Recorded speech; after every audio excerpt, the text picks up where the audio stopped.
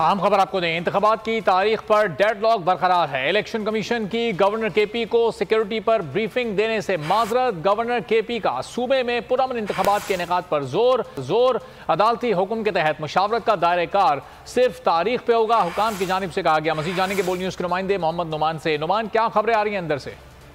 जी बिल्कुल, governor house Peshawar में आज अहम इजलास हुआ है इलेक्शन कमीशन के वफ्द और गवर्नर के दरमियान, और इसका मकसद ये था कि खैबर पख्तूनख्वा असम्बली के इंतखाबात की तारीख का फैसला किसी तरीके से हो जाए, लेकिन इजलास बेनतीजा ही खत्म हो गया और तारीख का फैसला नहीं हो सका।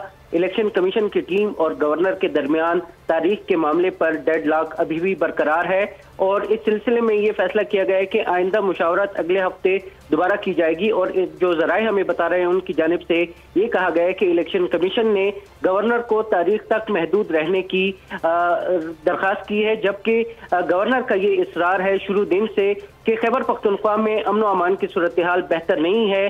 कोई उन्हें ये श्योरिटी दे कि हालात ठीक हैं तो फिर वो तारीख दे सकते हैं। इस वजह से ये जो आज होने वाला अहम इजलास था वो बेनतीजा ही खत्म हो गया है। बहुत शुक्रिया नुमान, अपडेट करने के लिए। आपसे मजीद भी जानते रहेंगे। एक और अहम खबर आपको दें, सुप्रीम कोर्ट में वजारत कोऑपरेटिव हाउसिंग